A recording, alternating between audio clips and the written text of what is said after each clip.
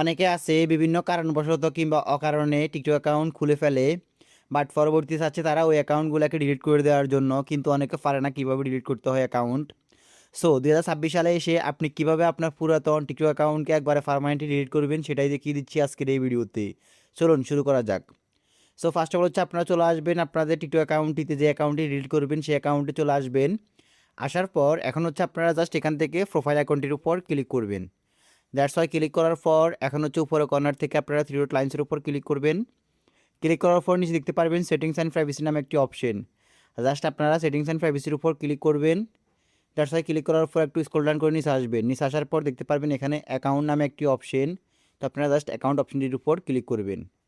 দেন click করার পর নিচে দেখতে পারবেন ডিঅ্যাক্টিভ অর ডিলিট অ্যাকাউন্ট। তো আপনারা জাস্ট হচ্ছে ডিঅ্যাক্টিভ অর ডিলিট অ্যাকাউন্ট এই অপশনটির উপর ক্লিক করবেন। এটার উপর ক্লিক করার পর একটু লোডিং নেবে। লোডিং নেওয়ার পর দেখতে পারবেন এখানে আপনার দুইটা অপশন চলে আসবে, একটি হচ্ছে ডিঅ্যাক্টিভ অ্যাকাউন্ট, একটি হচ্ছে ডিলিট অ্যাকাউন্ট পার্মানেন্টলি। তো আমরা যেহেতু আমাদের অ্যাকাউন্টটি পার্মানেন্টলি ডিলিট করে দিব, সেক্ষেত্রে হচ্ছে জাস্ট এখান থেকে ডিলিট অ্যাকাউন্ট পার্মানেন্টলি এই অপশনটির উপর ক্লিক করব। দ্যাটস ওয়াই ক্লিক করার পর একটু লোডিং নেবে। লোডিং নেওয়ার পর দেখতে পারতেছেন এখানে কি রিজনের কারণে আপনি অ্যাকাউন্টটি ডিলিট করবেন। তো আপনারা এখান থেকে যে কোনো একটা রিজন সিলেক্ট করবেন। তো আমি এটাকে স্কিপ করে দিচ্ছি এখান থেকে। দ্যাটস ওয়াই স্কিপ করে দেওয়ার পর একটু লোডিং নিচ্ছে। লোডিং নেওয়ার পর দেখতে পারতেছেন এখানে download your TikTok data.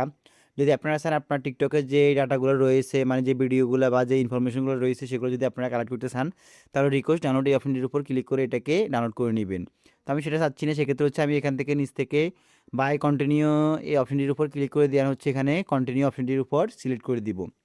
That's select করে দেওয়ার পর দেন হচ্ছে আমি এখান থেকে আবার পুনরায় এটার উপর কন্টিনিউর উপর ক্লিক করে দিব।